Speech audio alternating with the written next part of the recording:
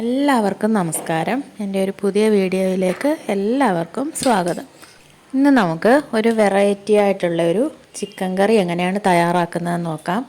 കൊച്ചു കുട്ടികൾക്കും എരിവ് കഴിക്കാൻ പറ്റാത്തവർക്കും ഒക്കെ ഇഷ്ടപ്പെടുന്ന തരത്തിലുള്ള ഒരു ചിക്കൻ കറിയാണ് ഞാൻ ഇന്ന് തയ്യാറാക്കുന്നത്. എല്ലാവരും ഇതൊന്നും ട്രൈ ചെയ്ത് നോക്കണം. ഇഷ്ടപ്പെടുവാണെങ്കിൽ സബ്സ്ക്രൈബ് ചെയ്യണം, സപ്പോർട്ട് ചെയ്യണം. ഇതിന് വേണ്ടിയിട്ട് ഞാനിവിടെ ഒരു കിലോ ചിക്കൻ എടുത്തിട്ടുണ്ട്. ചെറിയ പീസാക്കിയ ചിക്കനാണ് എടുത്തിരിക്കുന്നത്. ഇതിലേക്ക് നമുക്ക് 1/2 ടീസ്പൂൺ മഞ്ഞൾപ്പൊടി ചേർത്ത് കൊടുക്കണം. അതിനുശേഷം നമുക്ക് 1/2 ടീസ്പൂൺ കുരുമുളക് പൊടിയാണ് ചേർത്ത് കൊടുക്കേണ്ടത്. അതിനുശേഷം നമുക്ക് 1/2 ടീസ്പൂൺ ഉപ്പ് ചേർത്ത് കൊടുക്കണം. അതിനുശേഷം നമുക്ക് ഇതെല്ലായിടത്തും പിടിക്കുന്ന രീതിയിൽ കൈകൊണ്ട് നന്നായിട്ടൊന്ന് ഇളക്കി യോജിപ്പിച്ച് കൊടുക്കാം. അതിനുശേഷം നമുക്കൊരു 15 മിനിറ്റ് ഫ്രിഡ്ജിൽ റെസ്റ്റ് ചെയ്യാൻ വെക്കാം. 1 കിലോ ചിക്കന് വേണ്ടിയിട്ട് ഞാനിവിടെ ഒരു 4 സവാളയുള്ളി മീഡിയം സൈസ് എടുത്തിട്ടുണ്ട്, 2 തക്കാളി എടുത്തിട്ടുണ്ട്, 2 പച്ചമുളക് എടുത്തിട്ടുണ്ട്, 2 കതിർപ്പ് കറിവേപ്പിലയും എടുത്തിട്ടുണ്ട്. തക്കാളിയും നമ്മുടെ സവാളയുള്ളിയും ഇതേപോലെ നൈസായിട്ട് അരിഞ്ഞു വെക്കണം. അതിനുശേഷം ഞാനിവിടെ ഒരു കഷ്ണം ഇഞ്ചിയും ഒരു 6-7 അല്ലി വെളുത്തുള്ളിയും എടുത്ത് ചതയ്ക്കാൻ എടുത്തിട്ടുണ്ട്. അത് നമുക്ക് ചതച്ചെടുക്കണം.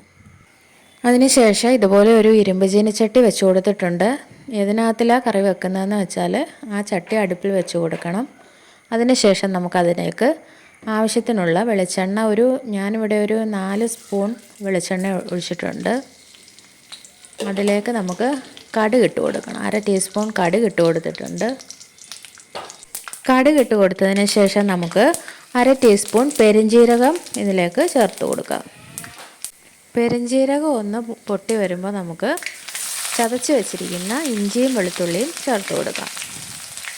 ഇഞ്ചിയും വെളുത്തുള്ളിയും ചേർത്ത് കൊടുത്തതിന് ശേഷം നമുക്കൊരു 2 ടേബിൾ സ്പൂൺ തേങ്ങയും കൂടെ അതിലേക്ക് ചേർത്ത് കൊടുക്കാം.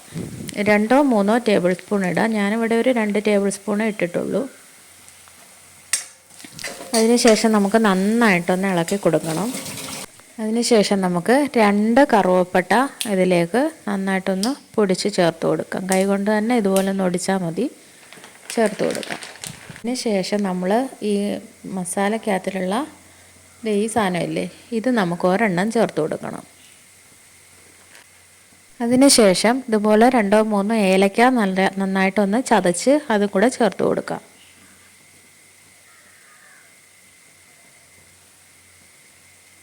അതിനുശേഷം നമുക്ക് നന്നായിട്ടൊന്ന് ഇളക്കി കൊടുക്കണം.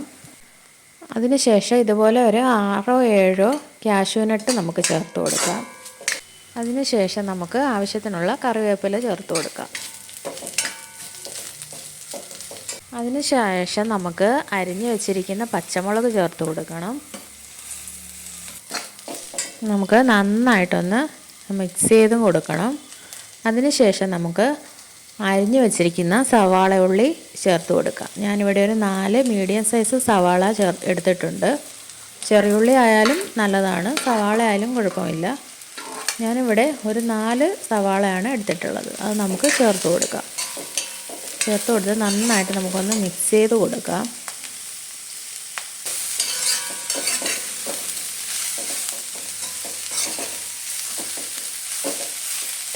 നന്നായിട്ട് മിക്സ് ചെയ്ത് കൊടുത്തതിന് ശേഷം നമുക്കൊരു 1/2 ടീസ്പൂൺ ഉപ്പ് ഇട്ട് അതൊന്ന് അടച്ച് വെച്ച് ഒന്ന് വേവിച്ചെടുക്കാം. ഒരു 5 മിനിറ്റ് ഒന്ന് വേവിച്ചെടുക്കാം.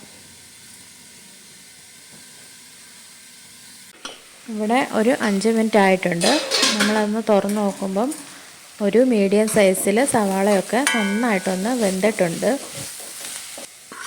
അതിലേക്ക് നമുക്ക് അരിഞ്ഞു വെച്ചിരിക്കുന്ന തക്കാളി ചേർത്ത് കൊടുക്കാം. തക്കാളി ഞാനിവിടെ 2 തക്കാളിയാണ് എടുത്തിട്ടുള്ളത്. തക്കാളി കൂടെ ചേർത്ത് നമുക്ക് നന്നായിട്ട് ഇതൊന്ന് വഴറ്റി കൊടുക്കണം. ഒരു 5 മിനിറ്റ് വഴറ്റി കൊടുത്തതിന് ശേഷം നമുക്ക് ഒരു 1/2 ടീസ്പൂൺ മഞ്ഞൾപ്പൊടി ചേർത്ത് കൊടുക്കണം. 1 ടീസ്പൂണോളം മുളക് പൊടി നമ്മൾ ചേർത്ത് കൊടുക്കണം. നമ്മൾ പച്ചമുളകും ഇട്ടിട്ടുണ്ട്, ചിക്കനകത്തിൽ കുരുമുളകും ഇട്ടിട്ടുണ്ട്. അതുകൊണ്ട് 1 ടീസ്പൂൺ നമ്മുടെ മുളക് പൊടി മതിയാവും.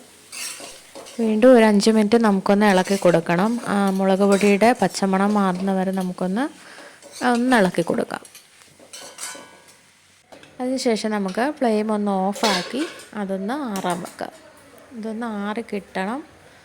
ആറി കിട്ടിയതിന് ശേഷം നമുക്ക് മിക്സിയിലിട്ട് നന്നായിട്ടൊന്ന് അടിച്ചെടുക്കണം. ഞാനിത് ജാറിലേക്ക് മാറ്റി കൊടുക്കുന്നുണ്ട്. അതിനുശേഷം നമുക്കൊരു 2 ടീസ്പൂണോ 3 ടീസ്പൂണോ കസൂരി മേത്തി ഇതിലേക്ക് ചേർത്ത് കൊടുക്കാം. അത് ഒന്ന് അടിച്ചെടുക്കുന്നതിന് മുമ്പേ തന്നെ ഞാനിവിടെ അതേ ചീനച്ചട്ടിക്കകത്തിൽ ചിക്കൻ ഇട്ട് കൊടുക്കുന്നുണ്ട്. ചിക്കൻ ഇതേപോലെ ഇട്ട് കൊടുത്തതിന് ശേഷം ഒന്ന് അടച്ച് വെച്ച് നന്നായിട്ട് നമുക്കൊന്ന് വേവിച്ചെടുക്കണം. വേറെ ഒന്നും ചേർക്കേണ്ട ആവശ്യമില്ല.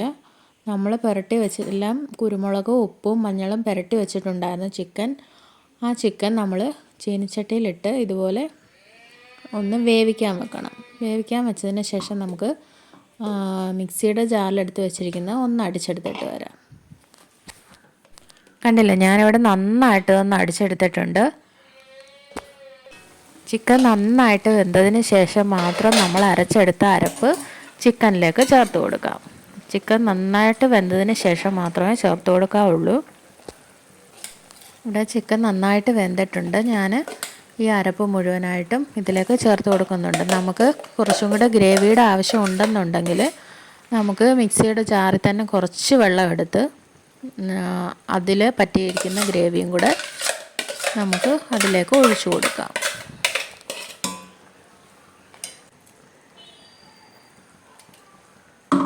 ഒരുപാടങ്ങ് വെള്ളമാക്കേണ്ട ആവശ്യമില്ല.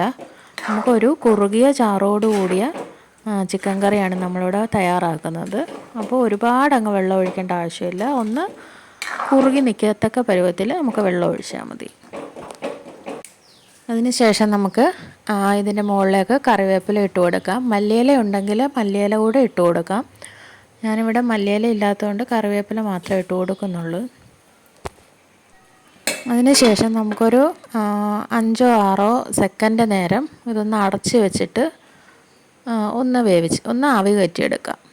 5 മിനിറ്റ് ഒന്നും വെക്കേണ്ട ആവശ്യമില്ല. ഒരു 5-6 സെക്കൻഡ് വെച്ചാൽ മതി. കണ്ടില്ലേ, നല്ല കുറുകിയ ചാറോട് കൂടിയിട്ടുള്ള ചിക്കൻ കറി ഇവിടെ തയ്യാറായി കഴിഞ്ഞു. എല്ലാവരും ഇതൊന്ന് ട്രൈ ചെയ്ത് നോക്കണം.